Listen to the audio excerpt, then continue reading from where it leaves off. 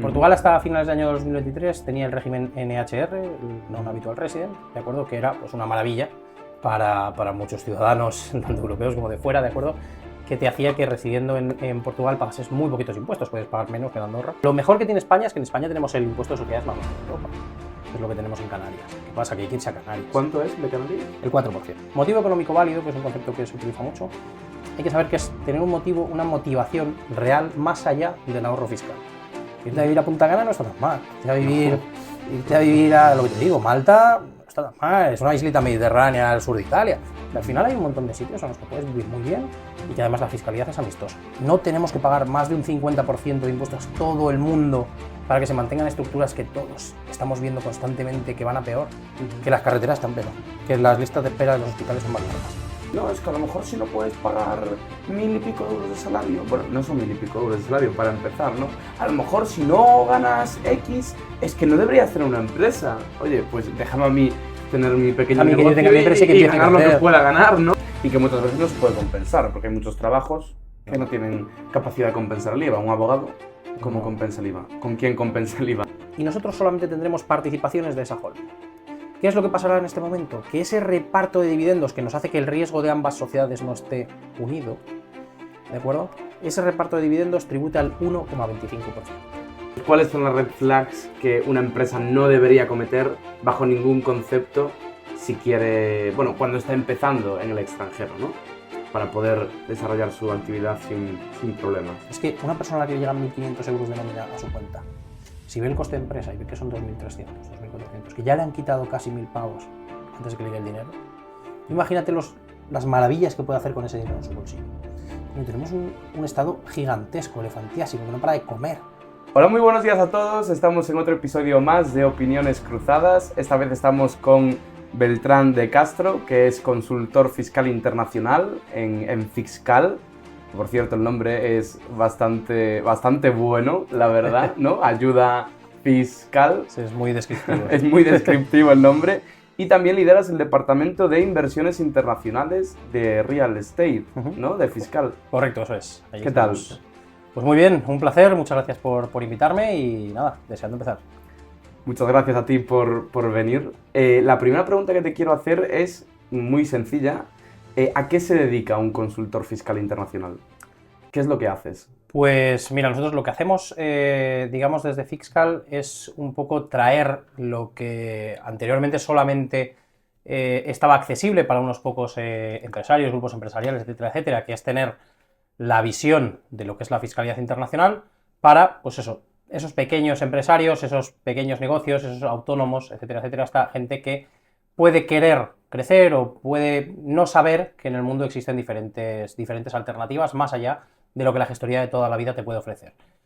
Nosotros como firma nacemos de Alex Algarci, que es nuestro fundador y nuestro CEO, que él bebía de la asesoría fiscal tradicional, ¿no? La típica asesoría, la típica gestoría que ayuda a empresas a optimizar su fiscalidad dentro de España, pues esto te lo puedes deducir, esto no, este gasto no sé yo, digamos un poco ayudas más pequeñitas o con menor impacto y que requieren muchísimo más tiempo de análisis y de pelearte con la normativa, etcétera, etcétera, y realmente pues de la frustración de ver que todo ese trabajo no tenía una gran recompensa. Alex decidió especializarse en fiscalidad internacional, fundar el despacho, y lo que hacemos en el día a día es recibir a decenas realmente diarias de emprendedores y empresarios que buscan explorar la visa internacional. Nosotros nos reunimos con ellos, analizamos sus casos en profundidad, requerimos la documentación, analizamos la misma y lo que hacemos es presentarle al cliente, oye, con la situación que tú tienes actualmente y con lo que hemos conversado, etcétera, etcétera, podemos ir por aquí, por aquí, por aquí. Estos países, digamos que podrían encajar dentro de lo que tú estás dispuesto a hacer, que es mudarte, que es irte tú, irse tu empresa, deslocalizar cierta parte de tu negocio, digamos que dependiendo de esto, pues mostrarle qué caminos existen o por qué podemos elegir, digamos, deslocalizar ciertos aspectos de nuestra vida, profesional o empresarial, y si podemos hacerlo o no y qué implicaciones tiene esto. Entonces lo que hacemos es básicamente esto. A partir de aquí, pues oye, hay ciertas ramas en las cuales podemos implementar esta ayuda, ¿no? El tema de estructuraciones, el tema de cambios de residencia, el tema de apertura de sociedades en diferentes países. Digamos que hay muchos servicios aledaños, pero el consultor, lo que es la consultoría como tal, se basa en análisis de la situación resolución de la misma y presentación de esas diferentes alternativas. ¿Qué determina la residencia fiscal de una persona? Pues a ver, la residencia fiscal, digamos que es un concepto que mucha gente confunde con lo que es la residencia de disfrute, ¿no? La residencia, vamos a decir, fáctica, ¿dónde estás? ¿Dónde vives? ¿Dónde estás pasando el tiempo? La residencia fiscal es una que tendremos, digamos, durante todo el año natural, ¿de acuerdo? Y que, digamos, en principio solamente podemos pagar impuestos a un país, ¿no? ¿En qué país deberemos pagar nuestros impuestos por el año 2025, por ejemplo? Para determinar en qué país deberemos pagar nuestros impuestos, la mayor parte de la población lo tiene muy claro, allá donde vive. ¿Qué pasa? Que el allá donde vive encuentra ciertas fronteras, que es, oye, ¿y si estoy 6 meses en un sitio y 6 meses en otro? ¿Y si estoy 3, 3, 3 y 3? ¿A qué país debo pagar? ¿Y si tengo mi empresa en España y yo vivo en Portugal? ¿Y si mis clientes están en Francia, pero mis inversiones están en Marruecos? Entonces, hay que determinar en qué país, efectivamente, debemos tener nuestra residencia fiscal. Nuestra residencia fiscal en España, ¿de acuerdo? Viene determinada en la ley del IRPF y te dice que cualquier persona es considerada residente fiscal en España si cumple alguno de estos 3 criterios tan famosos de los 183 días, o sea, más de 6 meses, tener tu principal centro de intereses económicos en España. Tu principal centro de intereses económicos quiere decir tener en España la mayor parte de tus ingresos o la mayor parte de tu patrimonio, ¿de acuerdo? Ambas cosas. Entonces, si nos queremos ir fuera, tendremos que ver muy bien qué es lo que dejamos en España, cuanto menos, seguramente mejor. Y luego, si está nuestro principal centro de intereses vitales en España. El centro de intereses vitales es un concepto también, digamos, más indeterminado, es un concepto más fluido. Muy subjetivo, ¿no? Eso es.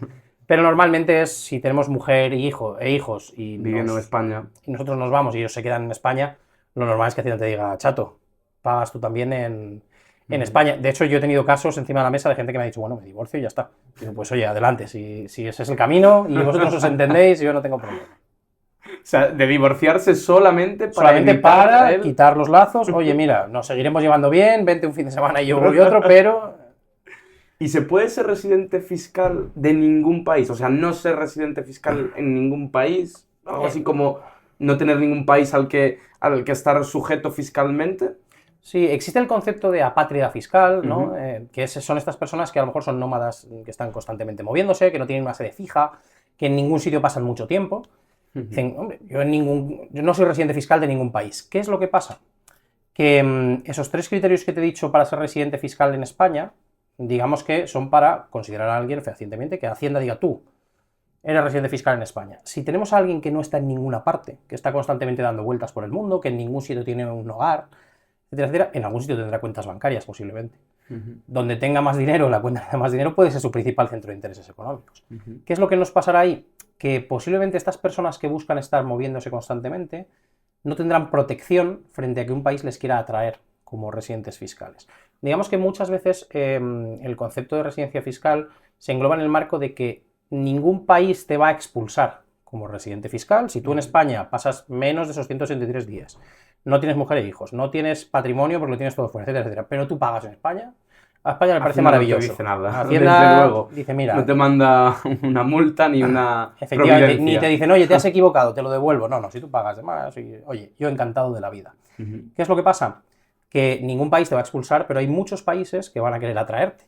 Claro. Entonces, país en el que pases más tiempo de la cuenta, país en el que vean que haces más movimientos de la cuenta, etcétera, etcétera, va a poder querer atraerte como residente fiscal. Y ningún estado te protege ante esa... Correcto, y frente a esto, normalmente existe cierta protección derivada de tener un certificado de residencia fiscal de otro país, etcétera, etcétera. Entonces, para esos perfiles que se mueven mucho y que dicen, yo no quiero tributar en ninguna parte, muchas veces es más conveniente fijar tu residencia fiscal en un país en el que la tributación sea amistosa, con alta seguridad jurídica, que te ayude y te proteja frente a terceros, y luego que tú te dedicas a estar por ahí todo el año, oye, maravilloso, pero por lo menos cuentas con esa pequeña rendija de protección, ¿no? Que ya te digo, nosotros nos hemos encontrado casos, sobre todo influencers de viajes.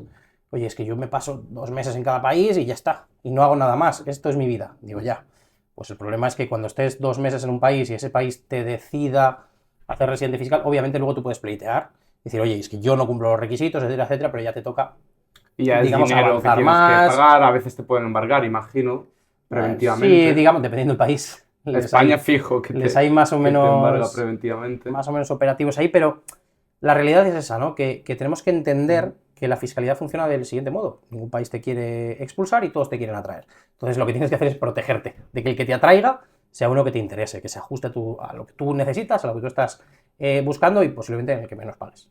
¿Y cuáles serían esos países más amistosos, ¿no? para un nómada digital? Pues aquí depende de lo que vayamos a hacer, depende de lo que nos vayamos a mover, de a qué nos vayamos a dedicar, de nuestra actividad, etcétera, etcétera. Un nómada digital puede ser influencer de viajes o puede ser una chica que tiene OnlyFans. Pues para OnlyFans hay ciertos países en los cuales mejor no acercarse, porque Sí. nos podemos ir a Emiratos y ¿Vas a la cárcel? nos podemos ir a Andorra y seguramente lo mismo. ¿No? En Andorra hay muchos problemas con el tema de OnlyFans, contenido explícito y cosas de este tipo. Hostia. Claro, los países del Golfo, Esto es algo Qatar. bastante desconocido, ¿eh? El tema de que en Andorra no se puede... A ver, digamos que hay de todo, pero sí que es verdad que no gusta el tema de OnlyFans precisamente o de actividades sexuales de este tipo, ¿no? Entonces, si nos planteamos esto y lo que nos planteamos es que vamos a estar moviéndonos constantemente, como hemos dicho, nómadas, hemos dicho nadie que no vamos a estar más tiempo de la cuenta en ningún país, tenemos que buscar dos requisitos. El primero, laxitud respecto de la tributación, cercano al 0 o 0. Dentro de estos países, como te digo, Emiratos podemos tributar un 0%, en Qatar podemos tributar un 0%, en Oman podemos tributar un 0%, pero claro, hay que irse para allá, etcétera, etcétera. A veces mudarte a determinados países, ¿no? A Oman, a Qatar. Claro, pero bueno, si vamos a estar Moviéndonos mucho. y lo que queremos es figurar, hay algunos que nos pueden interesar, hay otros que no. Y luego también tenemos que buscar seguridad personal y jurídica. Y lo que es muy importante, el tema que te decía de que nos consideren residentes fiscales, aunque vayamos a pagar poco.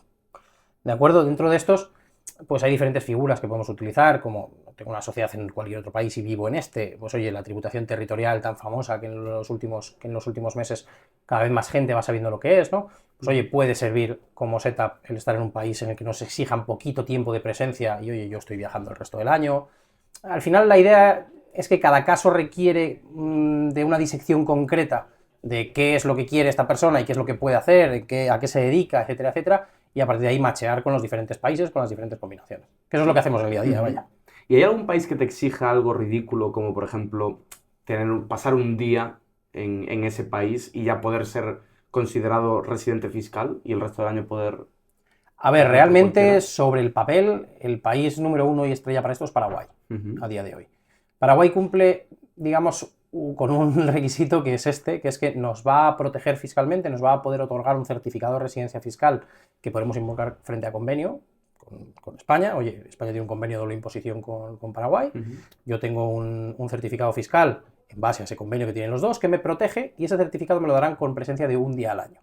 Un día al año cumpliendo ciertos requisitos. No es yo viajo a Asunción mañana y me lo dan y me vuelvo y no pago nada. No, eso no funciona así. Tenemos que tener una cédula paraguaya, digamos, tenemos que sacarnos como el NIE allí, tendremos que optar a tener lo que es ser autónomo allí, ¿de acuerdo? El régimen único del contribuyente de Paraguay, tenemos que sacarnos un número de este registro, ¿de acuerdo? Y una vez estamos dados de alta allí, empezamos a hacer nuestras declaraciones, que hay que hacer declaraciones de IVA, etcétera, etcétera, allí, somos considerados residentes fiscales. Con ese día que empecemos a trabajar allí. A ver, esto como te digo, se puede estirar hacia, oye, paso un día al año y ya está. ¿Por qué? Porque en el momento en el que yo estoy de alta trabajando como autónomo en Paraguay, me consideran residente fiscal paraguayo. Entonces sí que es verdad que es un setup que a día de hoy funciona muy bien para estos perfiles que se mueven mucho, ¿no? Oye, puedo tener una empresa en Estados Unidos, puedo tener una empresa en Emiratos, puedo tener una empresa en un país en el que se tributa relativamente poco, cercano al 0, o al 0%, ¿de acuerdo? Pero sí que es verdad que el 0 muchas veces tiene sus comillas, ¿no? Pero bueno, cercano al 0 y resido fiscalmente en Paraguay y el resto del año, pues oye, a lo mejor estoy en Paraguay 2 semanas, pero me dedico a viajar por el mundo. Pues oye, esto nos puede servir mucho mejor que no pagar nada en ningún sitio, ni aparecer en el registro de ningún sitio, etcétera, etcétera, porque ante cualquier eventualidad de un país que me quiera traer, no hay escapatoria. Entonces, mejor esa protección que nos da Paraguay. Ya te digo, a día de hoy, sobre todo para tema criptoinversores está teniendo mucho tirón, para tema de traders está teniendo mucho tirón, para nómadas digitales en general, para todos los que se van a dedicar a viajar muchísimo, y no sabemos el tiempo que durará, eso es cierto, pero bueno, ahí lo tenemos.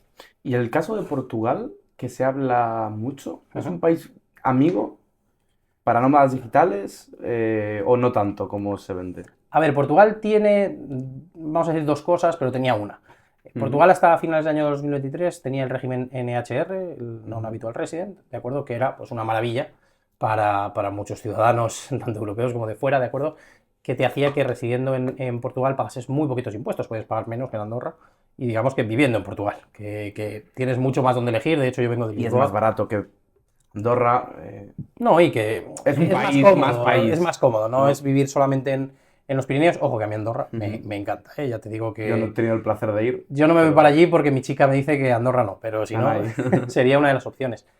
La realidad es que Portugal tenía este NHR que era, digamos, muy llamativo y muy demandado, y a finales de 2023 lo tumbaron.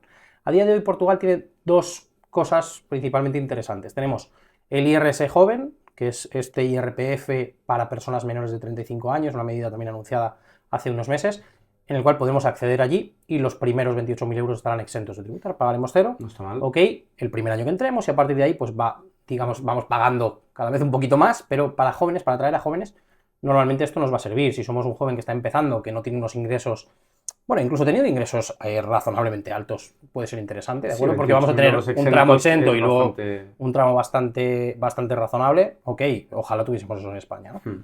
Tenemos eso por un lado y por otro lado... No sería tanta gente si estuviera en España ese... No, desde luego, en España... Eso. Si en España tuviésemos algún régimen aprovechable para los españoles, realmente... Bueno, hay regímenes aprovechables en España, el problema es que están diseñados para gente con mucho dinero. Sí, ¿no? o con estructuras muy complejas. No, o sea, lo mejor que tiene España es que en España tenemos el impuesto de sociedades más bajo de Europa, que es lo que tenemos en Canarias. ¿Qué pasa? Que hay que irse a Canarias. ¿Cuánto es el de Canarias? El 4%. El 4%. Es la zona especial Canarias. Sí, o sea, más que el de Ceuta y el de Melilla con diferencia, ¿no? Sí, de hecho, ya te digo, el más bajo de Europa está allí como tipo de impuesto de sociedades, porque en Malta podemos llegar al 5%, realmente es un 35% y luego te devuelven, pero podemos llegar a un 5%, pero es que en España, en Canarias, podemos llegar a un 4% cumpliendo los requisitos de la zona especial canaria. Esto hay mucha gente que no lo sabe, etcétera. Tienes que tener un motivo económico válido allí también. Realmente ¿no? lo que es tengo... más fácil... Claro, lo que tengo que tener en Canarias es tener allí mi empresa, tener allí mis empleados, tener allí a mi administrador, o estar yo, básicamente.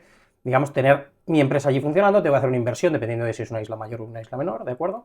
Pero bueno, que si voy a montar una empresa y no tengo todavía claro dónde, Canarias puede ser un lugar en el que empezar, porque ya te digo, el impuesto de sociedades es el más bajo de Europa. Ridículo. Eso es. Pero volviendo a Portugal, ¿qué es lo que tiene Portugal ahora? Además también tenemos Madeira y Azores por ahí que tienen sus regímenes especiales, peores que el de Canarias, ojo, Canarias sigue siendo la número uno. Pero lo que tenemos ahora es el IFISI, me acuerdo que es una especie de NHR 2.0, mediante el cual podemos acceder a Portugal con este régimen si cumplimos determinados requisitos, titulación universitaria, profesional de alto valor, ¿no? Que es lo que se busca con estos regímenes, y estar ligados a una empresa portuguesa, digamos, cumpliendo determinados requisitos. Sí, que no vas si te da la gana de... Eso es, pero bueno, tampoco es tan complicado si sabemos cómo guiarlo. Pero llegando a este IFISI lo que haremos es pagar un 20% de las rentas que generemos en Portugal, pero tendremos un 0% con las rentas pasivas que recibamos de fuente extranjera. Entonces puedes tener una empresa funcionando en un país de baja tributación, siempre que tengamos esa motivación para tenerla allí, y en Portugal, lo que yo trabaje en Portugal, tributo el 20%, y lo que me llega de fuera de mis empresas, tributa el 0%. Entonces es que realmente Portugal es un país muy atractivo desde ese punto de vista, además con ese IFISI, que es como un NHR 2.0 que te digo, realmente... Si empieza a engrasar la maquinaria y empiezan a llegar todos esos casos a buen puerto, seguramente Portugal se disparará otra vez y empezará a coger a un montón de nómadas digitales, a un montón de profesionales que pueden trabajar desde su casa, que es que al final, a día de hoy, muchas profesiones de alto valor se pueden realizar desde cualquier parte del mundo. Ya te digo, sí que es verdad que hay cosas que no, pero toda la parte de marketing digital, toda la gente que se dedica a consultorías, infoproductos, temas de muchísimos freelancers trabajan a día de hoy desde cualquier parte del mundo, y Portugal, al final, no deja de ser península ibérica, es un sitio maravilloso también para vivir. Entonces España podría ponerse las pilas y querer atraer también gente y valorar sobre todo lo que tenemos aquí. Eso es. Con otros países. Eso es. Y bueno, quería hacerte varias preguntas, pero le estaba dando vueltas al tema de Canarias, porque claro, a veces es algo que tenemos muy muy cerca y la gente piensa en complicarse la vida, montar sociedades en otros países, muchas veces sin tener un motivo económico válido, entonces luego Hacienda pues te jode, o sea, eso lo hemos visto durante años desde el tema de Shakira, ¿no? Que tenía una empresa, no digo, en Paraguay o en Panamá o algún país de esto que tenía cedido los derechos de imagen. Sí, a ver, comentábamos antes también fuera de cámara respecto de algunos países, algunas cosas. Estonia, que es muy famoso con esto. Claro, que hay por ahí. ¿Qué es lo que nos pasa? Tenemos que tener en cuenta que tú como residente en España, como residente fiscal en España, tienes derecho a abrir tu empresa donde quieras, a tener tus cuentas bancarias donde quieras, a invertir donde quieras, que es que esto hay mucha gente que no lo sabe. Dice, ya, pero yo puedo tener una cuenta bancaria en Bélgica, puedo tener una cuenta en Francia, por supuesto, puedo tener una cuenta en dólares, claro que sí, puedo tener una cuenta, efectivamente, y del mismo modo puedes tener empresas donde quieras. ¿Qué es lo que pasa? Que obviamente para evitar que exista esta competencia fiscal desleal, que eso nos da para entrar en... Que no es desleal, en si es mi así opinión, o no, pero bueno, claro, dejémoslo. digamos que ahí no lo vamos a cambiar a día de hoy. Existe normativa para regular el hecho de que si tú estás residiendo fiscalmente en España y quieres montar un negocio, ese negocio tiene que tener sede en España, salvo que contemos con esa motivación, con ese motivo económico válido, con ese porqué que nos haga que nuestra empresa esté en otro país. Oye, yo vivo en Madrid y voy a cerrar un acuerdo con el Ayuntamiento de Nápoles para, yo qué sé, me da igual, cualquier tipo de cosa que vaya a desarrollar allí con el Ayuntamiento. Y me exige el Ayuntamiento que tenga una empresa en Italia para acceder a ese contrato. Coño, motivo económico válido para tener esa empresa en Italia. No, mira, yo estoy viviendo en Madrid, pero voy a abrir una fábrica que hace piezas para la Volkswagen, estoy en Alemania y tal. Y tengo allí una planta con 3 naves, con millones de euros en maquinaria y con 50 tipos trabajando. Yo puedo vivir en España y puedo tener mi fábrica funcionando allí.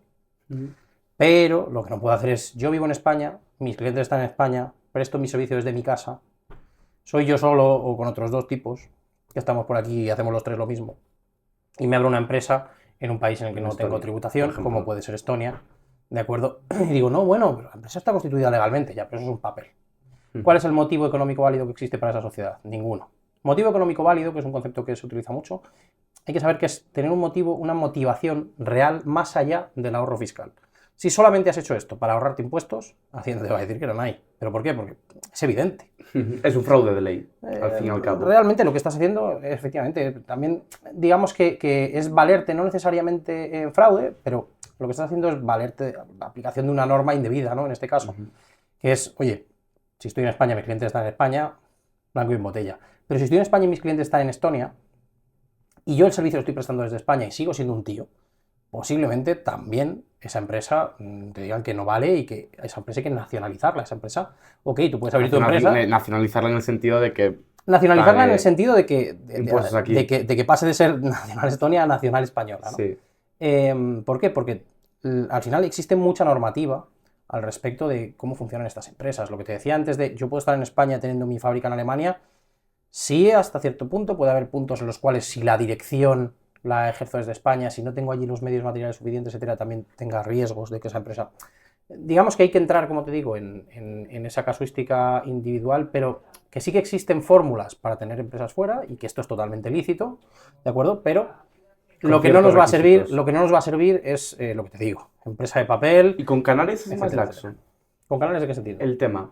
Por ejemplo, imagino que no vale como motivo económico válido el que yo, por ejemplo, con el podcast o con pues influencers, ¿no? Que al final lo que comentábamos antes detrás de cámaras, que es algo personalísimo, ¿no? En el sentido de que es la propia persona la que genera el valor y es la persona el activo, más allá de que haya cámaras o... Claro, ahí nos metemos en otro Claro, pero terreno. Quería preguntarte con esto, si, por ejemplo, los ingresos de YouTube vienen o de Irlanda, vienen de Irlanda o de Estados Unidos o tal, ¿no? Y eso directamente, mi pagador está en Estados Unidos, ¿no? Y yo, por ejemplo, que tengo una audiencia muy pequeña, ya tengo, ya tengo vídeos con oyentes de más de 30 países, que se dice pronto, pero no hay solamente un cliente, por así decirlo, ¿no? Y muchos anunciantes pueden ser de otros países, etcétera. Si yo tengo una sede en Estonia y contrato a un editor estonio que además me haga los guiones para los podcasts, me lleve un poco la dirección efectiva del día a día y yo me dedique solamente a grabar contenido como puede grabarlo un colaborador, como puede grabarlo mi padre, o como puede grabarlo un tercero en X momentos, ¿no? Y no grabar todo el contenido en España, ¿podría ser considerado un motivo económico válido? Realmente ahí no, por varios motivos. El primero de ellos es que esa actividad que describes, el tener un podcast, es posible que no pueda ser llevada a cabo por una sociedad. Porque al ser una actividad personalísima, como bien decía, es una actividad en la cual el valor lo añade la persona por ser quien es. ¿De acuerdo? Entonces, el podcast lo veo porque eres tú, porque es Antón. No me vale si está aquí sentado cualquiera que pase por aquí. No, es porque el podcast eres tú, el valor lo aportas tú. Aunque tengas cámaras, aunque tengas un editor, es una actividad personalísima que debe ser llevada a cabo por ti.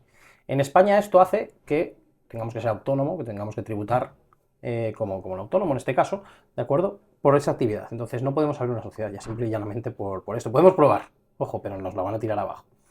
Respecto de dónde esté mi audiencia, dónde esté mi pagador, etcétera, etcétera, lo que tenemos que tener en cuenta es tú eres residente fiscal español, entonces tú estás sujeto a tributar en España por todas tus rentas mundiales. Entonces, aunque el dinero lo estés ganando en una empresa de Estados Unidos, en este caso seguramente Google te puede pagar desde Irlanda, Meta también, pero bueno, dependiendo desde dónde recibas los ingresos, tú debes declararlos y tributarlos en España, en tu renta personal en España, venga el dinero de donde venga. O sea, yo puedo tener inversiones en Colombia, que reciba el dinero en una cuenta bancaria en Colombia porque tengo un inmueble alquilado allí a una familia colombiana y me paga una cuenta bancaria que yo tengo allí, pero ese dinero, aunque esté allí, yo en España declaro que lo estoy ganando y pago mi renta sobre ese dinero que está allí. Entonces, que tengas la audiencia fuera es realmente irrelevante, que cobres fuera también. Al final lo que importa es que tu residencia fiscal como individuo está aquí y que la actividad que tú estás desempeñando en este caso no es posible derivarla a través de una sociedad, por lo menos tal cual la estábamos describiendo, ¿no? Entonces, el hecho de querer abrir una sociedad para esa actividad en España ya es problemático, si la abrimos fuera pues es doblemente problemático, posiblemente dependiendo de las cantidades podemos incluso incurrir, ya te digo que depende de las cantidades, ¿no?, en un delito fiscal. Siempre son 116.000 euros. Sí, serían para que sea 120.000 euros delito, sí. por cuota, impuesto y año, ¿de acuerdo? Entonces, si entramos ahí, estamos hablando de un delito Es fiscal. muy difícil realmente. Si además hemos utilizado estructuras internacionales, se va a entender medios especiales para la ocultación, por lo tanto, tenemos un tipo agravado. Digamos que te puedes meter en un problema gordo. Sí. Simple y llanamente por querer, digamos, estirar más el chicle de lo que hay que hacerlo. Cuando queremos hacer, digamos, aprovecharnos de las estructuras internacionales, tenemos que tener en cuenta una figura de un triángulo que nos sirve a nosotros de forma muy explicativa muchas veces, que es, oye, yo tengo un vértice que es, me quedo en España.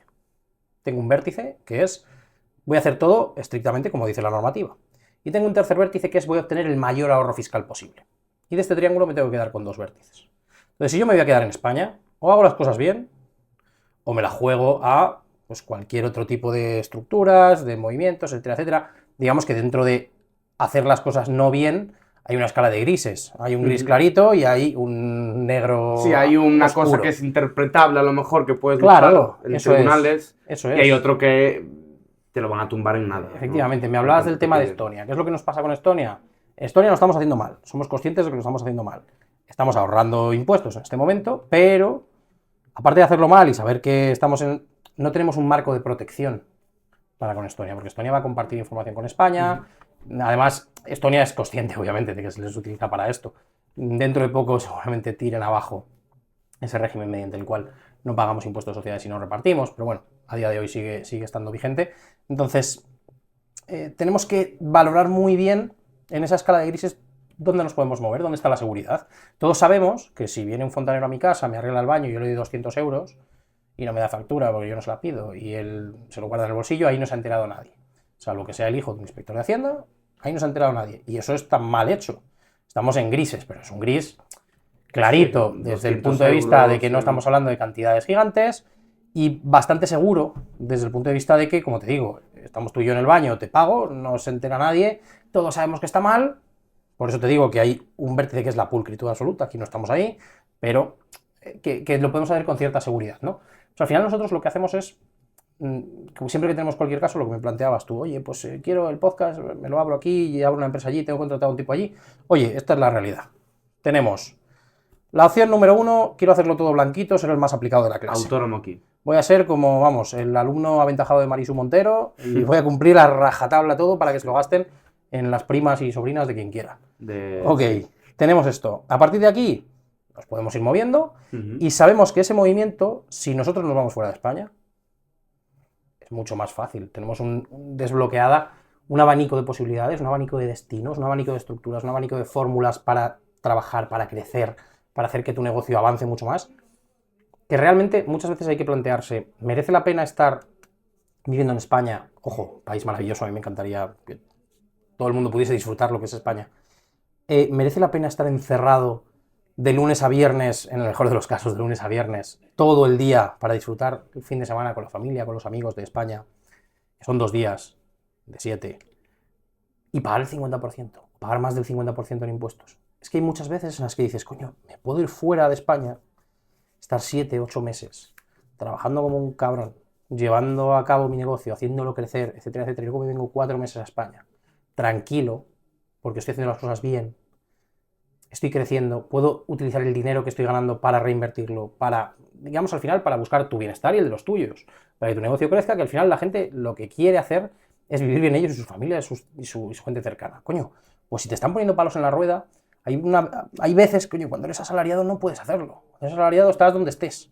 Pero cuando tienes un negocio propio, cuando tienes esa posibilidad como autónomo o como empresario de moverte, porque ojo, hay empresas que no se pueden mover, nos llegan muchas. Entonces hay que ver dentro de España hacia dónde, qué cosas podemos hacer. Pero si me puedo mover, el moverse desbloquea una cantidad de puertas, pues ya te digo, inimaginables, y muchas veces en escenarios que dan más miedo, de hecho nosotros también ayudamos en ese desembarco muchas veces, de lo que es la realidad, que es que si vas a estar entre cuatro paredes igual, muchas veces es exactamente lo mismo, estar entre cuatro paredes en Madrid que estar entre cuatro paredes en Andorra. Y el fin de semana te bajas a Barcelona si quieres de fiesta, o lo que sea que hagas con el tiempo libre. Pero que al final existen ciertos escenarios en los cuales podemos hacer esto y en determinados momentos de la vida es clave, ¿no? Coño, es que entre que ganes 100 y te quiten 50 o que ganes 100 y esos 100 te sirvan para ti, para tu negocio y para crecer, es que al final el efecto compuesto a lo largo de los años es una locura. Es una locura y nosotros lo vemos a diario. Y de hecho cada vez más gente está despertando en este sentido. Muchas gracias también a la labor divulgativa de Alex y de Fixcal en ese sentido. Tenemos un montón de clientes que dicen, mira, me voy 3, 4, 5, 10 años. Ya volveré, pero todo el mundo quiere volver luego. Ojo, puede ser que te acomodes en Chipre, que te acomodes en Portugal, pero luego difícil, la gente quiere... España se vive muy bien. Ojo, que también... Y si tienes a tu gente... A mí es el sitio que más... O sea, amigos... de todos los países que he visitado, España es mi país favorito y lo será toda la vida, porque además estoy muy orgulloso del país en el que estamos. Pero coño, puede haber momentos en los que digas, es que irse a la República Dominicana no es irse al culo del mundo. Irte a vivir a Punta Cana no está tan mal. Irte a vivir a, lo que te digo, Malta no está tan mal. Es una islita mediterránea al sur de Italia. Y al final hay un montón de sitios en los que puedes vivir muy bien y que además la fiscalidad es amistosa. La gente sí que es verdad que tiene muy en mente lo que decíamos al principio de Andorra, que para los que somos a lo mejor más ermitaños, Andorra, pues oye, maravilloso. Pero es que Andorra tiene la posibilidad de irte a Barcelona todas las semanas y estar 5 días en Andorra, 2 en Barcelona, todo el año si quieres. Sí. Y estás residiendo en Andorra, joder. Entonces hay que tener ese nivel de awareness, ese nivel de despertar, ¿no? De conocer que existen otras cosas en el mundo, que no es lo que te han contado siempre. Joder, que no tenemos que pagar más de un 50% de impuestos todo el mundo para que se mantengan estructuras que todos estamos viendo constantemente que van a peor, que las carreteras están peor, que las listas de espera de los hospitales son más largas, que las universidades, el nivel, pues es el que es. Todos los servicios públicos van a peor. Y no es culpa de los profesionales, no es culpa de los sanitarios, no es culpa de los policías. Coño, es culpa de que tenemos un sumidero de pasta, un sumidero de dinero por ahí que cada vez es más, cada vez traga más y que realmente lo que está haciendo es que aquellos que quieren levantar primero a su familia y segundo a su país no puedan hacerlo y decidan marcharse. O sea, que yo cada vez que veo un empresario con una empresa interesante, con un negocio interesante irse, digo es lo mejor para ti, pero qué putada. Pero es que es lo que hay. Pero es que es lo que tienes que hacer muchas veces para crecer. Claro, porque muchas veces la empresa te exige un nivel de crecimiento, un nivel de reinversión de los beneficios que, no, si cada vez tienes que pagar un 25 y otro 25 y otro... Pues al final... Que no es un 25 nunca. Cuidado. Vamos a quedarnos con el tema de la... Nunca, es mucho Yo más te digo que cualquier persona que porque vea este podcast, cualquier persona que vea este podcast, más del 50% de su dinero ha pasado ya por caja de Hacienda. Es que eso es así. Eso es así. De una u otra manera. Entre cotizaciones a la seguridad social, tuyas sí que salen de la caja de la empresa, pero que son por ti. IRPF. El IVA. Impuestos de sociedades que pagan las empresas, acaso. Si se reparte dividendos, ok. Hidrocarburos. Impuestos especiales al tabaco. Alcohol. Impuestos al plástico. El centimito este que sale ahora un céntimo, en todas partes. Pero es que tenemos el IBI, pero es que tenemos tasas de la basura, una y otra y tal. Tenemos impuesto de circulación. A la luz. Pues, quiero decir, si solamente decimos impuestos, estamos aquí una hora hablando. Entonces, 2 horas o más. La realidad es que en un sistema tan complejo y tan extractivo, lo normal es que digas, coño, mira, llega un momento en el que o me salvo yo o nos vamos todos a tomar por culo. Y creo que a ningún empresario le apetece cerrar la persiana y dejar a la gente sin comer. Que es que muchas veces lo que parece que te dicen, no, bueno, si tan mal le vas, que igual no tiene que tener una empresa. No, macho, que no le va mal. Lo dicen mucho. Claro. Mucho. Mucha gente dice el tema de, no, es que a lo mejor si no puedes pagar 1000 y pico euros de salario, bueno, no son 1000 y pico euros de salario para empezar, ¿no? A lo mejor si no ganas X, es que no deberías tener una empresa. Oye, pues déjame a mí tener mi pequeño También que yo negocio tenga mi empresa y que empiece a ganar lo que crecer. pueda ganar, ¿no? Y de hecho hay cierto tipo de normas que no se están aplicando en España, que se empezarán a aplicar para ayudar a esos pequeños autónomos, para ayudar a El esos del pequeños IVA, ¿no? empresarios, El de la que es como el exención tema del IVA. del IVA, si estamos ganando menos de 70, ya no sé si eran 70 o 80.000 euros al año, ¿no? Ujú. Entonces, coño, es que es un 21%. No, pero eso no lo paga el Se empresario, eso ya... compensa, Sí, sí, sí. ya. El que te ha dicho eso nunca ha tenido que pagar IVA. Y es que es la realidad. Es que la realidad. Ya te digo yo de dónde sale el IVA. El IVA sale en que cuando tienes que hacer la declaración de tu cuenta hace... Joder. Y que muchas veces no se puede compensar, porque hay muchos trabajos que no tienen capacidad de compensar el IVA. Un abogado, ¿cómo No. compensa el IVA? ¿Con quién compensa el IVA? No, hay muchas actividades que te lo comes y ya está. Y Efectivamente. la realidad es que, y aunque no te lo comas, Y muchas veces la gente no te lo quiere pagar. no, hombre, y aunque Y no te lo normal comas, que no que te es lo quiera una, pagar. que es una barbaridad que una persona que está empezando, que está intentando tirar adelante, porque al final tener un tejido productivo creado por empresas, microempresas, que es lo que tenemos en España, que la mayor parte de la gente que son empresarios se están autoempleando a sí mismos, Y lo hacen todo, desde el marketing hasta... realmente es menos competitivo y peor que tener un entorno en el que todos son empresas que hacen, digamos, que han crecido lo suficiente como para dar trabajo a otra gente, que a lo mejor no tiene esa vocación emprendedora, que a lo mejor no tiene la posibilidad de querer emprender, o simplemente no le apetece. Entonces, la realidad es que poner trabas para que una persona que quiere arriesgar su vida, que quiere arriesgar su tiempo, que quiere arriesgar su trabajo para montar algo, y que ese algo en el día de mañana pueda dar trabajo a 20, 50, 200, 500.000 familias, y no le dejes y le estés pisoteando, va en detrimento de todo el potencial que podría tener esa empresa, va en detrimento del tejido productivo del país y al final realmente lo que pasa es que tenemos un país cada vez más depauperado, que las rentas van por donde van, que el poder adquisitivo está como está y que al final todos sabemos lo que tenemos. ¿Qué es un holding?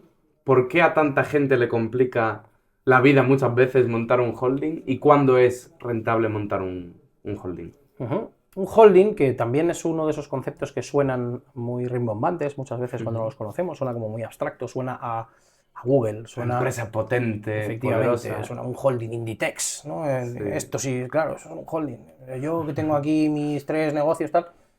Un holding es simple y llanamente una empresa dueña de otras empresas. ¿De acuerdo? Empresa tenedora. Correcto, tenemos una empresa que tiene participaciones de sus filiales, de otras empresas que tenemos debajo. Estas empresas que tenemos debajo se pueden dedicar a lo que sean y pueden ser desde una realmente, pero desde 2 hasta las que queramos. ¿De acuerdo? Y el holding es simple y llanamente una estructura en la cual una empresa es dueña del resto. Y tú, como persona, eres dueño de una sola. ¿De acuerdo? Eventualmente, ¿no? El holding más sencillo posible. ¿Por qué a la gente le vuelve tan loco el tema de los holdings? ¿Qué es lo que quieren saber? Etcétera, etcétera. El tema de la estructura holding es una de las pocas cosas que son fiscalmente interesantes en España si es que podemos aplicárnosla. Pero no sirve para todo el mundo. ¿Qué quiero decir con esto? Que en fiscalidad siempre se dice que depende, ¿no? Y lo que te decía al principio, que depende de cada caso como que los tenemos que gallegos, mirar. ¿no? Sí, efectivamente, Depende tú que eres de allí, siempre. lo sabes bien, pero la realidad es esta, ¿no? Pero si tenemos un negocio que nos está generando unos rendimientos importantes y luego nosotros tenemos nuestro sueldo, etcétera, etcétera, y acaba el año y tenemos, oye, mira, me han sobrado 200.000 euros en la empresa. He pagado impuestos de sociedades, ya me han dado el palo, más o menos grande, dependiendo de cómo lo tengamos, ¿no? Pero tenemos 200.000 euros y dices, joder, con estos 200.000 euros, coño, son 200.000 euros que me ha dado el bar y tengo una peluquería con mi mujer y tal, y estamos ahí los dos. Hostia, me vendría muy bien pasar 50.000 euros o 100.000 euros a la peluquería porque vamos a hacer una reforma. Coño, pues para hacer esto tenemos varios caminos. Camino número 1, de los más utilizados, es hacer un préstamo. Yo le presto el dinero. Sin intereses. Realmente habría que prestárselo a intereses, valor de mercado, si estamos hablando de marido y mujer, ¿no? Pero le presto el dinero, ¿de acuerdo? Pero bueno, a la peluquería en y la peluquería España- me lo tendrá que devolver. Pero en España es legal hacer un préstamo sin intereses, ¿no? Realmente o aquí te estamos puede hablando de meter operaciones, Hacienda- vinculadas y estamos tú y yo casados, la empresa es de los dos, ¿de acuerdo? Son operaciones vinculadas porque somos partes vinculadas entre nosotras. Entonces deberíamos hacerlo a precio de mercado. ¿Vale? Hacemos el préstamo. La peluquería me lo tiene que devolver. Ok, ¿qué pasa si la peluquería quiebra? Que yo voy a tener problemas. ¿Qué pasa en ese caso? Que no tenemos separado del todo el riesgo de las dos actividades. Entonces dices, vale, no quiero tener el riesgo de la peluquería en el bar y del bar en la peluquería, porque al final yo tengo mis 3, 4 camareros, mi mujer tiene sus 4 o 5 personas contratadas también. ¿Qué puedo hacer? Coño, pues me reparto dividendos, nos repartimos dividendos y lo metemos en la peluquería. El reparto de dividendos hace que tengamos que pasar por caja y pagar entre un 19 y un 30%. ¿Un 30 ahora? Entre un 19 y un 30, eso es. Pensé que era un 26, entre un 19 Era un 26. 28, Era un 28, era un 28, un 28. y ha subido al 30% en este año, 2025. Entonces, entre un 19 y un 30. Joder. Ya es dinero. Sí, sí. Ya es dinero. Porque aparte tienes que contar el 25% antes que paga la empresa. Hemos pagado el impuesto de Entonces, sociedades. Al final estás pagando un 35. No, hemos pagado el impuesto de sociedades. Un 55, perdón. Claro, es eso. Hemos pagado el impuesto de sociedades y ahora vamos a pagar por los dividendos. El impuesto de sociedades, además, una buena noticia. Eso sí que es verdad, se va a ir reduciendo en los próximos años un poquito por imposición de Europa, ¿no? Y vamos a poder llegar a tipos más cercanos al 20%, ¿no? Entonces, tenemos ese dinero y dices, joder, es que repartirme dividendos ahora para que me quiten, pues eso, un 20 y tantos por ciento más no me da la gana. ¿Qué es lo que tendríamos que hacer en este caso? Coño, en este caso está muy claro, somos mi mujer y yo, dueños a medias de ambas cosas, estamos casados en gananciales, todo es de todos, hasta que la muerte o cualquier otra cosa nos separe, ¿no? Entonces, en este caso lo que hacemos es tener una empresa, montar una empresa a la que le aportamos nuestras participaciones, ¿de acuerdo? Y eventualmente podemos montar otras sociedades, si es que queremos tener otro negocio, si es que vamos a dedicarnos al alquiler de inmuebles, si es que vamos a abrir un hotel rural, digamos que cualquier sociedad que tengamos, lo que haremos es aportar estas sociedades a esta y nosotros solamente tendremos participaciones de esa holding. ¿Qué es lo que pasará en este momento? Que ese reparto de dividendos que nos hace que el riesgo de ambas sociedades no esté unido, ¿de acuerdo? Ese reparto de dividendos tributa al 1,25%. ¿Vale? Ese 1,25%, pues hombre, comparado con entre el 19 y el 30%, hace la diferencia y realmente es lo que a la mayor parte de la gente le llama la atención. Además, ese 1,25% nos aplica también en el caso de la venta. Porque, oye, yo estoy... De empresas. Efectivamente, yo estoy con mi mujer y, oye, mira, estoy hasta los cojones del bar, no nos va mal, pero mira, yo me quiero centrar en que nos vayamos a dar una vuelta por el mundo, en ayudar a los niños que ahora están en una época complicada y tal. Vamos a vender el bar. Me llega 1 millón de euros. Hostia, que viene 1 millón de euros. Hacienda dice que quiere su parte y te llegan 750.000. Te han quitado el 25%. Si la estructura del holding la hemos montado unos añitos antes, le hemos dado motivo económico válido al holding, ojo, que también no solamente es para las empresas de fuera, también para las de dentro, tenemos un motivo económico válido para desarrollar este holding, y vendemos, en ese caso tributaremos el 1,25, entonces en lugar de esos 250.000 euros que nos han quitado, pagaremos 12.500.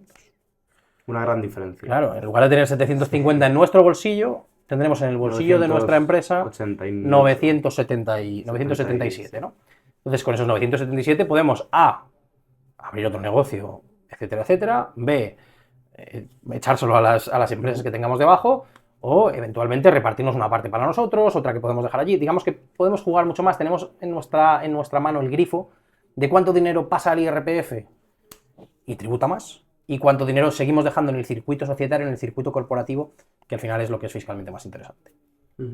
Y el tema de las SICAV y las SICAV, porque aquí en España no son tan rentables, ¿no? Y son bastante complicadas de montar, pero por ejemplo en Luxemburgo tengo entendido que pueden ser unipersonales. A ver, el tema de las SICAV son sociedades destinadas para inversión, ¿de acuerdo? Y de hecho a día de hoy en España es una figura que está bastante perseguida en muchos aspectos. Sí, Podemos la atacó bastante. Claro, no, y si no me equivoco en el último año, ya me estoy hablando de memoria, porque nosotros sí que es verdad que no es algo con lo que tengamos muchos casos que vayan derivados a través de SICAVs, ¿no? Pero ¿qué es lo que pasa? Que grupos de inversores, grupos de grandes empresarios o de grandes tenedores deciden a través de SICAVs invertir en inmobiliario y tienen ventajas fiscales para ello, y tal como está la situación actual desde el panorama político, desde el panorama social respecto a la inversión en inmuebles, los alquileres, las tensiones que existen en el mercado de la vivienda, hacen que el tema de las SICAVs esté, digamos, cada vez más perseguido y cada vez más complicado acceder a ellas. Al final son vehículos de inversión que lo que hacen es que, coño, podamos destinar el dinero a producir. Y de una forma o de otra. Por eso es lo que te decía antes, que el favorecer que los capitales circulen y que el dinero se mueva es lo que estimula que la economía funcione y que la economía crezca, nada que te vaya a descubrir. ¿Cuáles son las, por así decirlo, ¿no? De una manera un poco instagramer, ¿no? Por así decirlo, que se suele utilizar mucho este concepto de las red flags, ¿no? Sobre todo para parejas. Pues ¿cuáles son las red flags que una empresa no debería cometer bajo ningún concepto si quiere, bueno, cuando está empezando en el extranjero, ¿no? Para poder desarrollar su actividad sin problemas. Pues mira, la primera de ellas es lanzarse a la piscina sin asesoramiento. La primera de ellas. ¿Por qué? porque luego vas a pagar el asesoramiento más caro y además te van a dar solo malas noticias. Entonces, lo ideal es que siempre que vamos a dar un paso importante en nuestra vida, y el irnos fuera normalmente es un paso importante, el abrir nuestro negocio fuera es un paso importante, es hacerlo bien asesorados. Yo he tenido, sí que es verdad que no es lo normal es que demos buenas noticias, pero sí que he tenido clientes que han hecho cosas, me dijeron, escuché, leí, han dado pasos que obviamente no son reversibles, el pasado no lo podemos cambiar. Entonces, oye, a partir de hoy vamos a hacer bien las cosas, pero ese asesoramiento previo muchas veces te va a quitar de disgustos. Además de ese asesoramiento, acción. Otra de las red flags es no quedarse paralizado, tener acción, tomar acción. El decir, coño, ¿apuesto o no apuesto por mi proyecto? Y de hecho esto nos trae mucho el tema de los holdings. El querer montar un holding cuando vamos a vender la empresa es lo que hace todo el mundo. Cuando tú vas a vender la empresa y te acercas a un fondo y tal, y no, sí, pues la empresa vale tanto, tenemos comprador. En ese momento, montar la holding no nos vale. Es un fraude de ley. Porque necesitamos además que lleve un tiempo funcionando, necesitamos poder demostrar que ese holding que hemos abierto no es exclusivamente por motivos fiscales, ¿no? Entonces, si vemos que nuestro negocio está orientado hacia que pueda crecer, facturación, beneficio y que eventualmente en algún momento queramos salir, oye, tener en mente que un gasto extra hoy puede suponer un ahorro muy grande mañana. Y otra de las más importantes es no creerse el más listo del patio. Hay mucha gente que viene solamente con la idea de no pagar nada. Yo he escuchado que si hago esto y lo sumo con aquello y me vengo por aquí. Vamos a ver, obviamente no está todo inventado y al final nosotros tenemos un nicho de mercado muy grande en el que la ingeniería fiscal, en el que la estrategia fiscal, en el que jugar con los diferentes países, con las diferentes normativas y con las interrelaciones, nos hacen que podamos llegar a un setup de una fiscalidad mucho más baja que el setup predefinido, ¿no?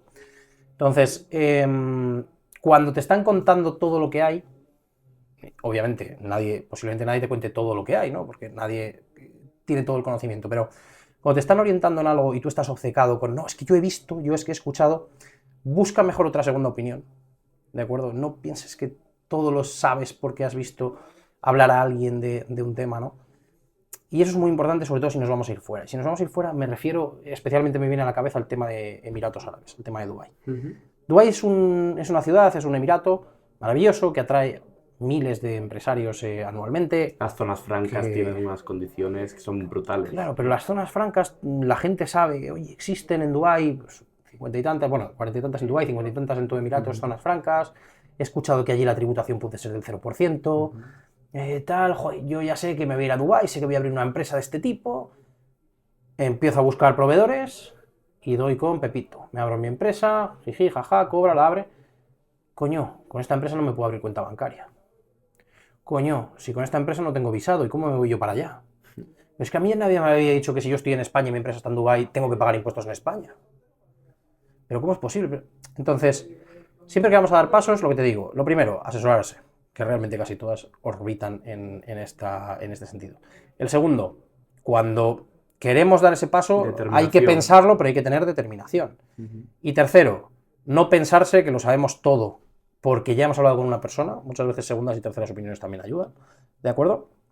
Y no obcecarse con una idea maravillosa que hemos leído un día porque nos puede faltar un contexto total que nos haga que realmente esto no nos lleve a ninguna parte. Y eso ha pasado con muchos clientes también que han aplicado de forma correcta, en algunos casos, el tema de la ley Beckham en España, y que de hecho a día de hoy tenemos una macrocausa abierta en la justicia europea contra el gobierno de España por aplicación torticera de esa norma, ¿no? ¿Por qué? Porque, coño, has escuchado lo de la ley Beckham, has visto que tu vecino de Noruega se ha venido a España y dices, qué cabrón, este se ha ido a vivir a la Costa del Sol, lo tiene montado fenomenal, además no paga un duro y tal, voy a hacerlo yo también. Y en lugar de pasar por el filtro de pregunto a mis abogados en Noruega, en este caso, hablo con mis abogados en España, veo si entre ellos también tienen la capacidad de entender todo lo que yo tengo, porque tengo una empresa en Chipre y tengo en Estados Unidos un par de inmuebles y tal. ¿Y esto cómo implica aquí? ¿Y me puedo ir allí? ¿Puedo montarme un podcast como este en España, sí o no? Hay mucha gente que ha dado ese paso de oídas, ¿no? Y al final es lo que te digo, todo nos retrata casi siempre a la primera, que es realmente asesórate bien.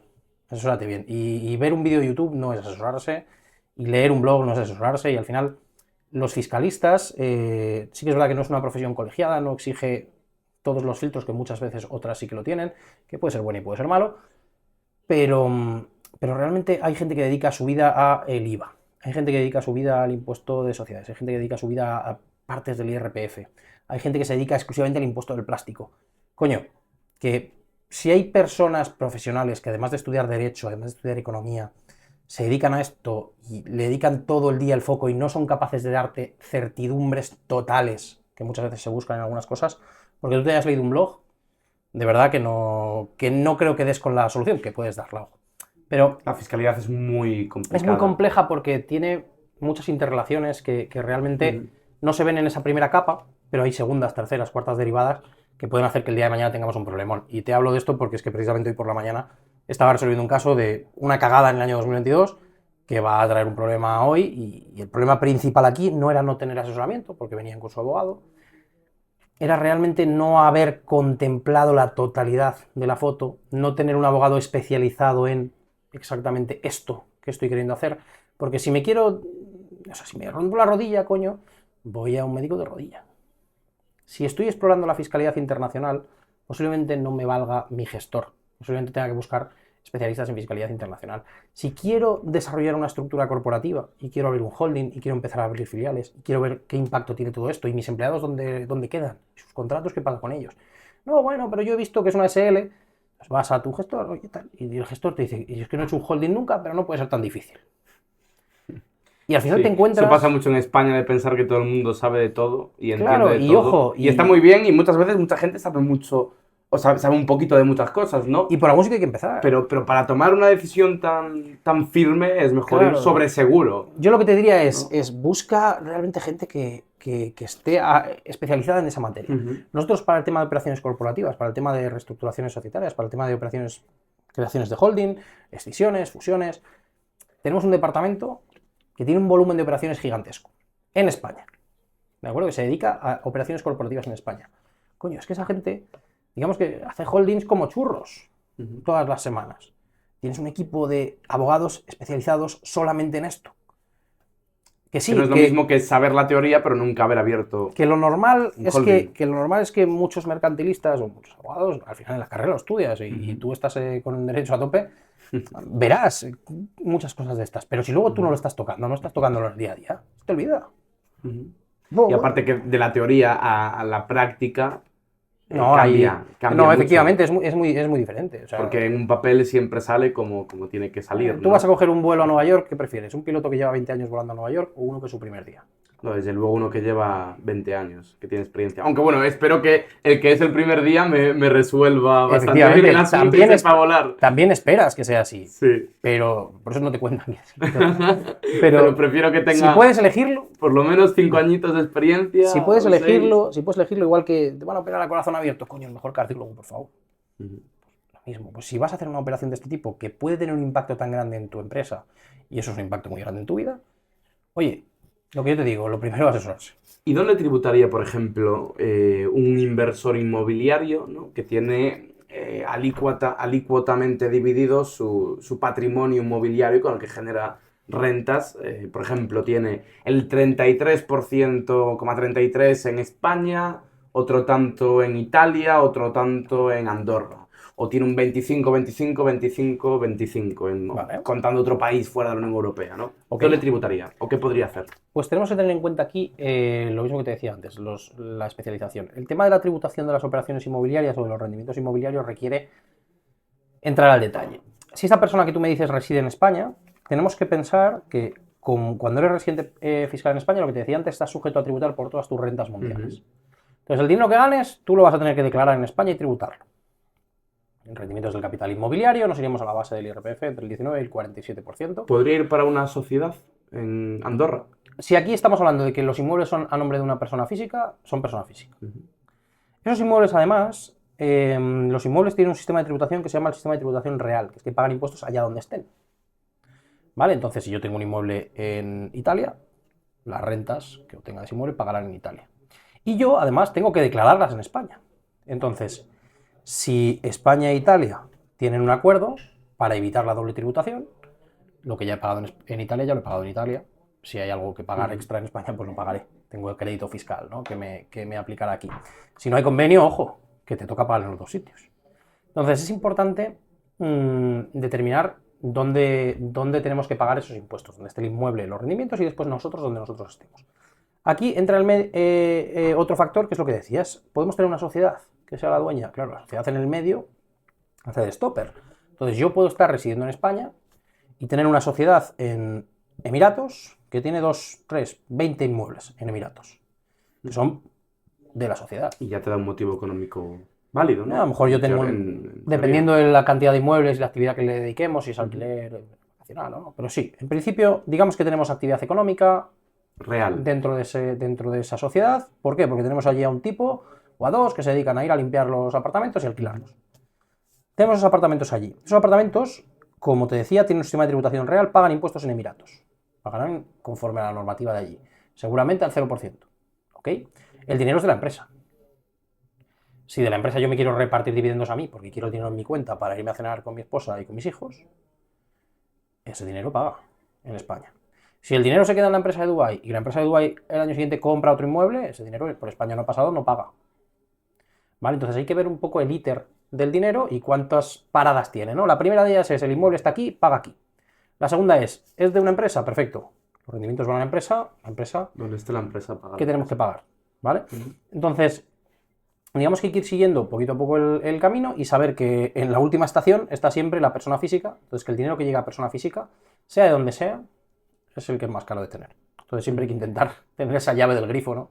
Que te decía antes, para que que llegue a tu bolsillo el dinero que te gastas, pero el que estás destinado a reinvertir, tanto en tu negocio como en crecimiento patrimonial, etcétera, etcétera, que no salga del circuito corporativo. Siempre que se pueda. Siempre que se pueda, claro. Porque aquí en España es difícil que no... O sea, puede no salir, pero aunque no salga tienes que... No, bueno, vas a pasar por caja, pero la caja por la que pasas es más pequeña. Sí, eso sí. Eso es.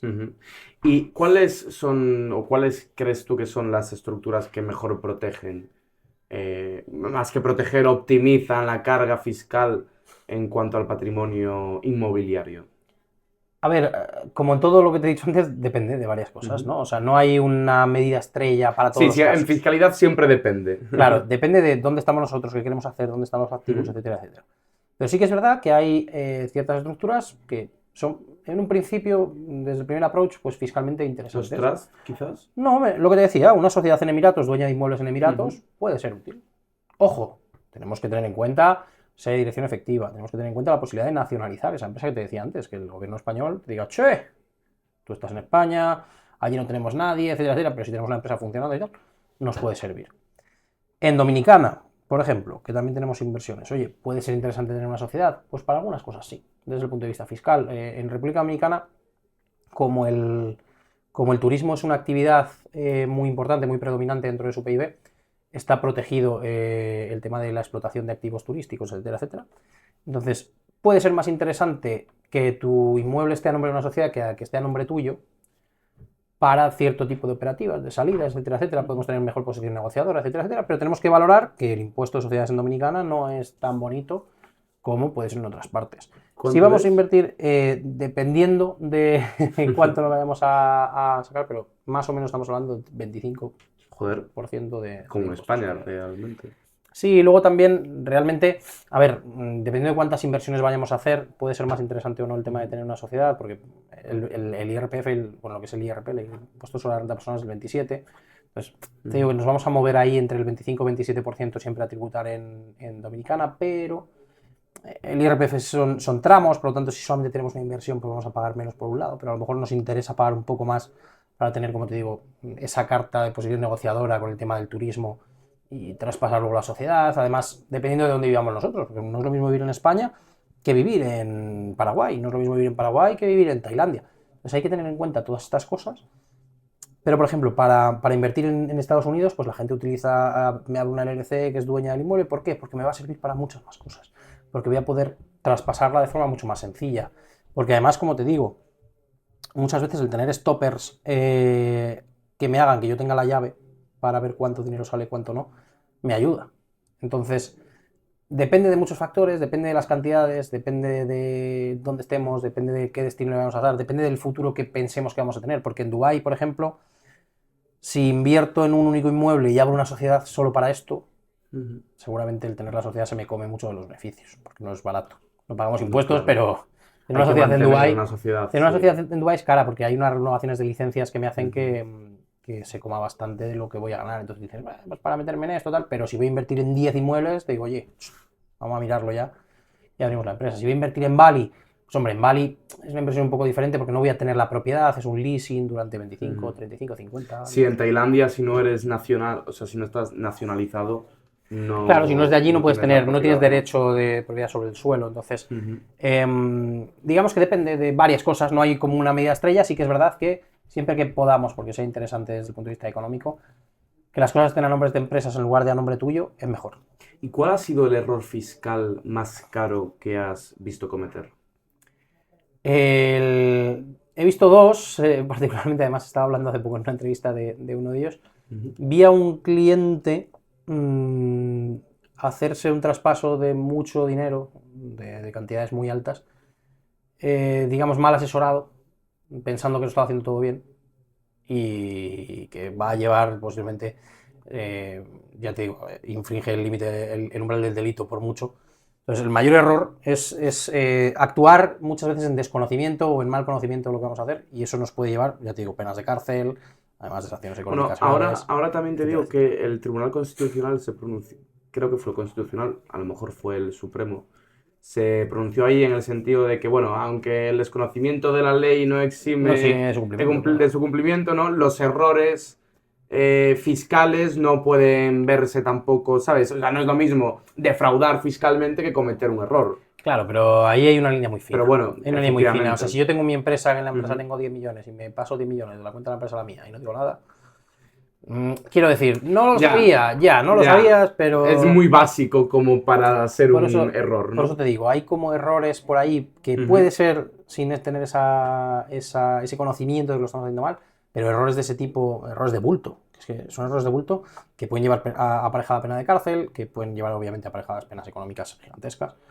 pues sobre todo son estos, errores de ese tipo, o errores de no declarar nada porque aquí nadie se entera, de cantidades gigantescas, que Claro, lo no, ves. pero Dices, no declarar 2.000 pavos, pues bueno, Hacienda ¿sabes lo que te decía antes? Tenemos muchas una veces escala no de se va a grises. meter por 2.000 euros a nada. Tenemos una No escala de declarar grises. 2 millones de euros, pues ya No, le tocas una pero, parte importante, claro, es lo que ¿no? decíamos antes, que tenemos un gradiente, ¿no? No es lo mismo, efectivamente.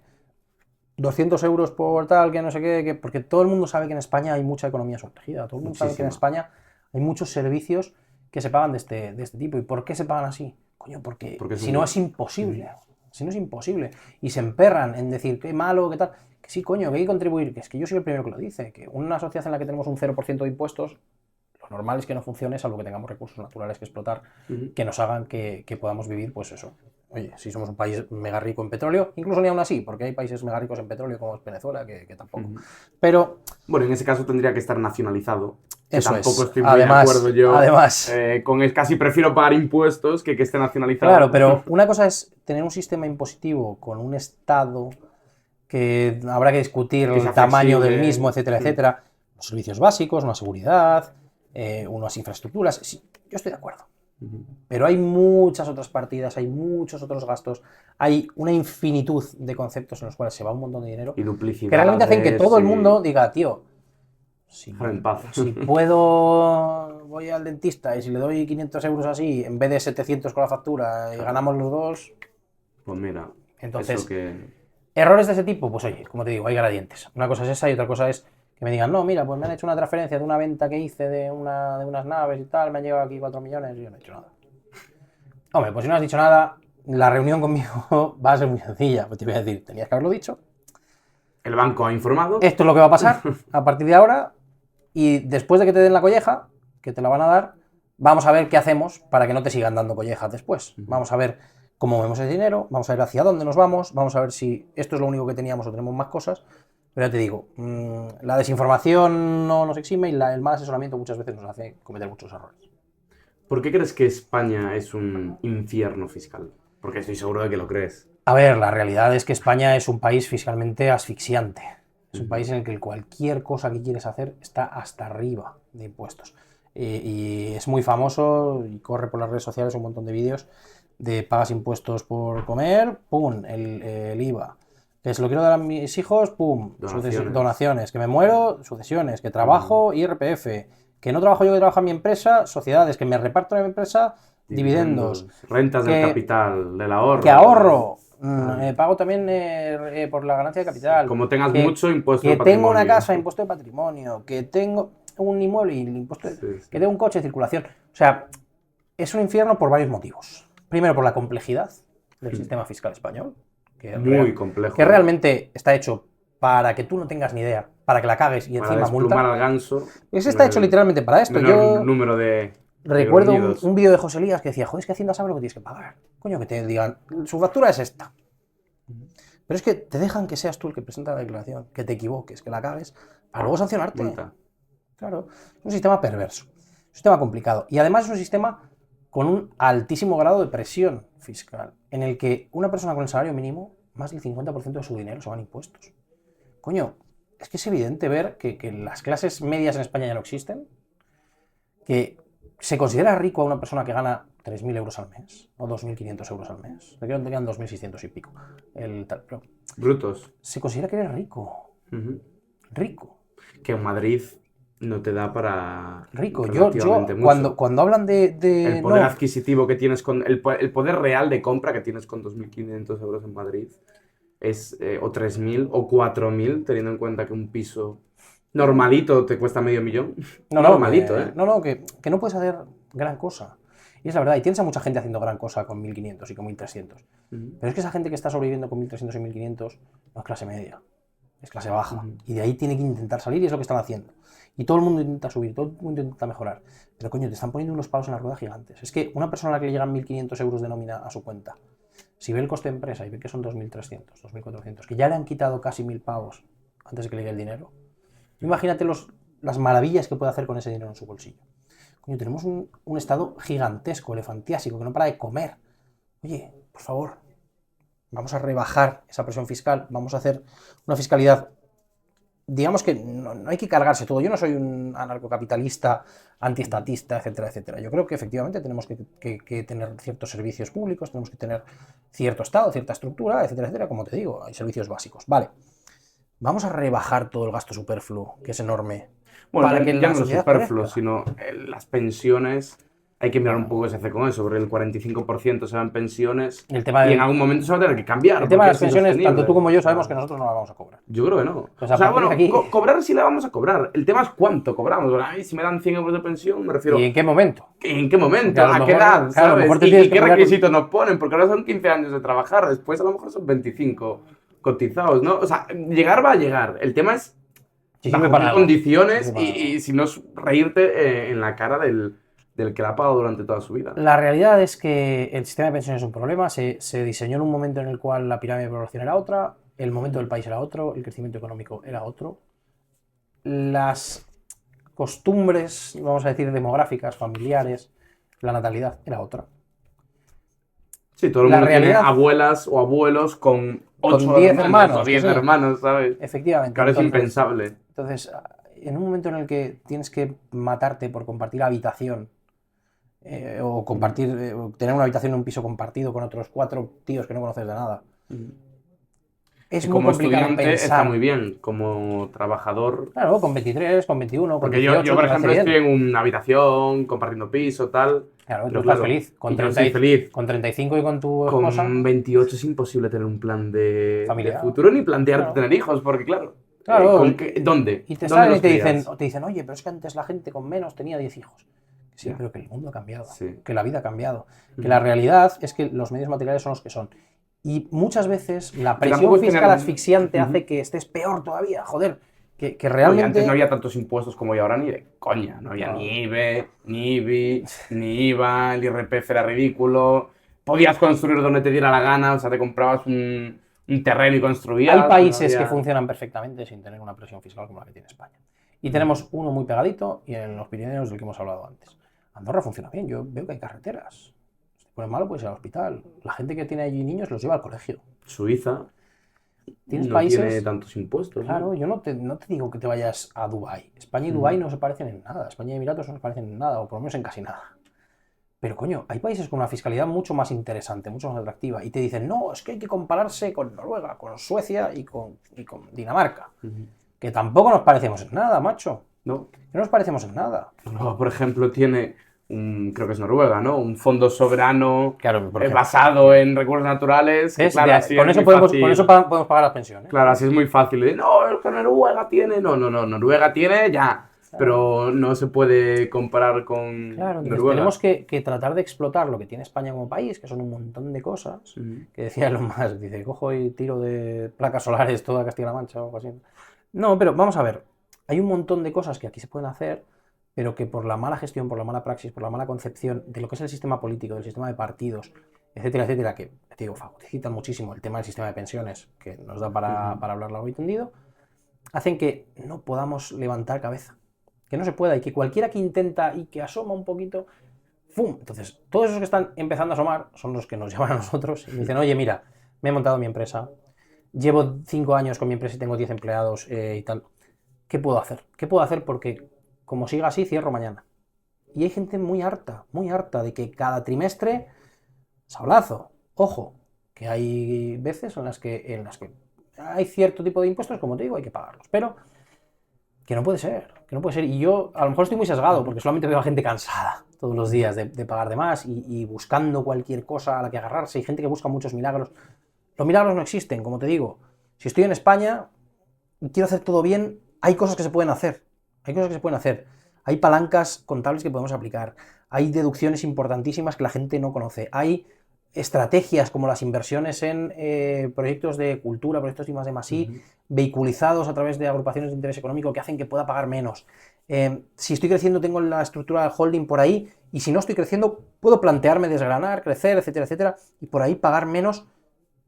Pero lo que no puedo hacer es pensar que existen milagros. Entonces, eso es así, y de hecho nosotros ahora tenemos una línea orientada hacia pequeños autónomos que están empezando. Oye, me hago autónomo, me hago sociedad. Oye, ¿y cuánto tal? Oye, la cuota reducida. Oye, si empiezo con sociedad, ¿cuánto tiempo es el tema del impuesto de sociedades del 15%? ¿Es reducido? No. El primer porque año, no es 5 para años. Startup solo, ¿no? Es para no, claro, es para empresas de. Claro, porque teníamos una confusión el otro día en un podcast. Para cualquier tipo de nuevo negocio. Claro, pero tiene que ser una actividad económica nueva. Si yo soy. Vuelvo al ejemplo del bar, que nos vale. Si yo tengo un bar como autónomo y pasa a ser un bar de una sociedad, ya, no es un nuevo negocio. Entonces, oye, tenemos esto, tenemos cositas, ¿no? Tenemos cositas que pueden ayudar un montón a la persona que está empezando. Y que son cositas que muchas de ellas no están tan accesibles como deberían. ¿De acuerdo? Y está pensado, pues, para que pagues más. Entonces, tenemos una línea orientada a esto que, ya te digo, clave. Hemos tenido esta semana en Madrid, que de hecho yo estoy aquí también por ello, la presentación del Fiscal Club, que es un club, un entorno de formación para empresarios, para autónomos, para gente que está empezando o que quiere saber más de la parte de fiscalidad, en el que tenemos a todo el equipo, que damos formaciones semanales, que explicamos caso a caso, ¿no? Un poco todas las dudas, etcétera, etcétera. Digamos, que haya más nivel de conocimiento por parte de esas personas que están llevando a cabo sus negocios o que van a empezar con ello. Dices, oye, todo para vosotros, tío. Si es que al final, yo lo comentaba también en otra entrevista, digo, si es que a mí lo que me gusta es que me levanto por la mañana y sé que estoy trabajando en algo en lo que creo. O sea, yo estoy ayudando a que la gente que quiere llevar a cabo un negocio, que a mí me parece arriesgadísimo, que quiere llevar a cabo su empresa, coño, que lo puedan hacer de la forma menos cabrona posible por parte de España, que puedas crecer, que puedas moverte, que sepas. Joder, yo recuerdo ahora cuando te veía, cuando estábamos llegando, dijo, se parece mucho a un chico que estuve yo ayudando hace tiempo, que se fue a Chipre a montar la empresa y tal. Digo, este chaval, que de aquellas tenía 22, 23 o por ahí. Digo, tío, este chico por irse a Chipre ha ganado 5, 6, 7 años de crecimiento. Un entorno mucho más orientado hacia el crecimiento, una fiscalidad mucho más interesante. Tienes ese hub de expats que realmente están haciendo lo mismo que tú. Entonces tienes muchos más contactos. Y realmente tu vida no ha cambiado tanto. Entonces, es una pena que tenga que ser fuera de España. A mí me encantaría decirle a la gente, tío, vete a Málaga, que es un hub de emprendimiento de la leche, que han puesto una fiscalidad en una zona de tal. Tienes en España un montón de provincias que no paran de ser una sangría. De personal joven, de gente, o sea, tú eres gallego y yo soy castellano. Joder, es que la gente de Castilla la gente del norte de España realmente. Mm. Coño, la gente de Extremadura. Todo el mundo se tiene que ir a Madrid, todo el mundo se tiene que ir a Barcelona, a Valencia, a Málaga, a buscarse la vida porque no hay nada. Coño, aprovecha que tienes todo esto así, un montón de gente, un montón de talento. Compite fiscalmente. Tiene una fiscalidad atractiva para el talento. Sería muy guay que España estuviera descentralizada fiscalmente como... Bueno, ya Madrid como quiere está hacer alguna en cosa Italia. y ya ves lo que pasa. Competencia El fiscal dumping desleal, fiscal. dumping fiscal contra Ay. Cataluña. Bajen ustedes los impuestos. Ayuso, no te jode. Ayuso, que debe ser que... Y mira que en Madrid hay impuestos, que tampoco te creas que es la panacea No, si cada vez que vengo... fiscal. No solo fiscal, el tema del coche y de... Sí, bueno, Pero- Madrid Centro es una mierda. Pero bueno, Es una basura. que tienes... Joder, yo te digo, yo soy de Valladolid.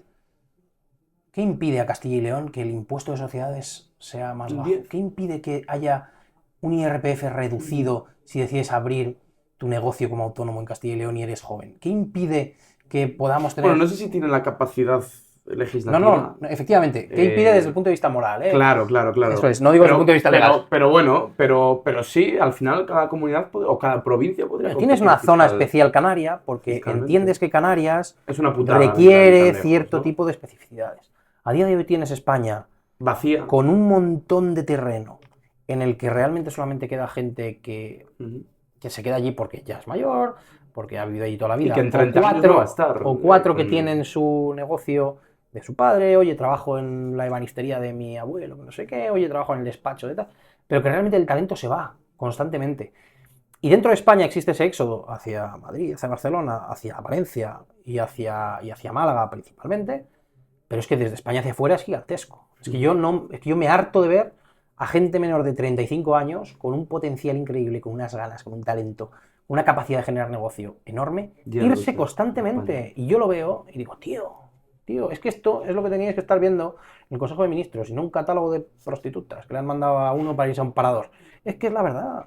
Esto es lo que teníais que estar viendo y esto es lo que está pasando a día de hoy en España. Y yo ya te digo, a lo mejor estoy muy sesgado porque es lo que veo en el día a día. Pero la realidad es esta, tío. La realidad es esta. ¿Pero ves algún cambio a mejor en la fiscalidad española? ¿Eres optimista con eso? O... Pacífico no. Como te digo, el impuesto de sociedades va a bajar en los próximos años, impuesto por Europa. El IVA parece ser que también se va a quedar exento. El tema En del IVA teoría. para esos pequeños autónomos, impuesto por Europa, ya te digo, no de forma pacífica. Y todo lo que esté en la mano de este gobierno que tenemos hoy, pero no solo de este, porque con Rajoy también. Sí, Rajoy digamos al final subió los impuestos. que no va a cambiar mucho si estamos entre el PP y el PSOE. Si estamos en el sistema de partidos que tenemos en España, que están muy cómodos así, no creo. Hombre, el sistema que fiscal vayamos de a ver Vox es bastante interesante. El que propuso de tramo exento, tramo del 15, Sí. tramo del 25. Sí, a Y ver, sí que luego es por verdad cada hijo que deducción. todos sabemos también que es más fácil prometer si no vas a No, llegar desde a luego. tener que cumplir. No, desde luego, y Rajoy prometió una bajada de impuestos y lo primero que hizo fue decir, no, tenemos crisis. Claro, Mira, el IVA de los, va a haber que de los subirlos, ¿no? chuches, el IVA de los Sí. chuches que decían. Impuesto ¿no? al sol le llegaron a poner incluso. Entonces, la realidad es que de forma pacífica no, pero sí que creo que existe cada vez mayor nivel de conciencia respecto de lo que son los impuestos, respecto de lo que implican los impuestos y respecto de lo poco que se percibe que se recibe por parte de los mismos. Y no me vale de nada que te gastes un dineral en venderme la moto, no me vale que te gastes un dineral en que vamos a meter a Broncano en la 1 para que veamos lo bonita Bueno, que eso es es la una 1 vergüenza, y vamos a pagar cada El vez tema más de- medios, lo no de la macho. familia de la tele. Bueno, ahí ya se la han pegado, pero vamos a gastarnos cada vez Madre más dinero mía. en propaganda y cada vez más dinero. Que no, tío. Que lo que queremos es que gastéis menos. Que dejéis de tirar el dinero. Porque para una familia en la que trabaja uno de los dos y gana 1.800 euros, que ya es considerado clase media alta, Sí, con sí, 1.800 sí, casi sí. casi, y tienen un crío, tienen que mirar si comen arroz Aquí en Madrid uno no o puede. todos los días del mes. Aquí en Madrid no se puede vivir. Claro, así. entonces... Ni en no- Barcelona, ni en no, Valencia. no, que es que no puedes hacerlo. Entonces, una familia de este tipo, que vea que se está dilapidando el dinero en subnormalidades, lo normal es que esté quemada y cada vez está más, y al final esto como una olla a presión, en algún momento Va a explotar. reventará por algún sitio. Ujú. Bueno, pues vamos a dejar el podcast por aquí, que no había cogido tanto tiempo porque estaban un poquillo pillados los horarios aquí en el coworking. Ajá. Pero bueno, creo que ha quedado una charla bastante interesante, bastante completita. Y la verdad es que a mí me ha gustado mucho. Espero que hayas estado muy cómodo Me aquí. gusta, la verdad. Y nada, dejar un like, suscribiros. Vamos a dejar el enlace de Fixcal, ¿no? Perfecto. En la descripción Eso para es. que podáis echarle un vistazo. Y nos vemos en el siguiente podcast.